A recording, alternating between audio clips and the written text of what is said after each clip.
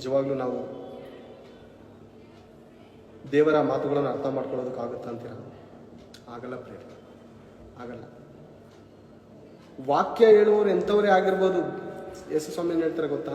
ಯೇಸು ಸ್ವಾಮಿ ಹೇಳುವಂಥ ಮಾತು, ಸದುಕಾಯರು, ಪರಿಸಾಯರು, ಶಾಸ್ತ್ರಿಗಳು ಅವ್ರು ಏನು ಹೇಳ್ತಾರೋ ಅದನ್ನು ಅವಲಂಬಿಸಿ, ಆದರೆ ಅವರಂತೆ ನಡೆಯಬೇಡಿ ಅಂತಾರೆ. ಅಂದರೆ ನಿನ್ನ ಮುಂದೆ ಬಂದು ಕತ್ತೆ ಬುದ್ಧಿವಾದ ಹೇಳ್ತದೆ ಬೇಡಿ.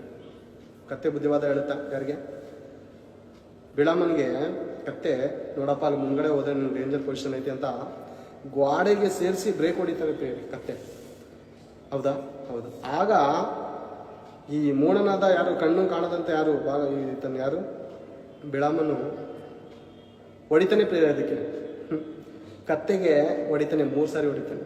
ಕತ್ತೆ ಹೇಳುತ್ತೆ, ಏನಪ್ಪ ನಿನ್ಗೆ ಇಷ್ಟು ದಿನ ನಾನು ನಿನ್ಗೆ ಕರ್ಕೊ ಹೋಗ್ತಾ ಇದ್ದೀನಿ, ಯಾವತ್ತಾದ್ರೂ ನಿನ್ಗೆ ಈ ರೀತಿ ಮಾಡಿದ್ದೀನ? ಮುಂದೆ ಡೇಂಜರ್ ಐತೆ, ಮುಂದೆ ಬಿಚ್ಚು ಕತ್ತಿ ಹಿಡ್ಕೊಂಡು ದೇವದೂತನ ಕಾಣ್ತಾನೆ. ನಿನ್ನ ಕಣ್ಣೇನಾಗಿದೆ ಅಂದರೆ ಹಣದಿಂದ ಕುರುಡನಾಗಿದ್ದೆ ನೀನು ಹಣ ನೋಡಿ ಆ ಬಾಲಕನು ಕೊಡುವಂಥ ಹಣಕ್ಕೋಸ್ಕರ ನೀನು ಕಕೃತಿ ಬಿದ್ದು ದೇವರ ಆಜ್ಞೆಗಳನ್ನು ತಿರಸ್ಕಾರ ಮಾಡಿ ನೀನು ಓಡ್ತಾ ಇದೀಯಾ. ಆದರೆ ದೇವರು ನಿನ್ನ ಒಂದು ಜ್ಞಾನ ತಿಳುವಳಿಕೆ ನಿನಗೆ ಅರ್ಥ ಆಗದಿದ್ದಾಗ ದೇವರ ಮಾತು, ನಿನ್ನ ಜ್ಞಾನವು ಮಂಕು ಪಡೆದಿರುವಾಗ ನನಗೆ ದೇವರು ಮಾತು ಕೊಡ್ತಾ ಇದ್ದಾನೆ. ನಾನು ಮಾತಾಡಿದ್ರೆ ನಿನಗೆ ಆಶ್ಚರ್ಯ ಪಡ್ತೀನಿ.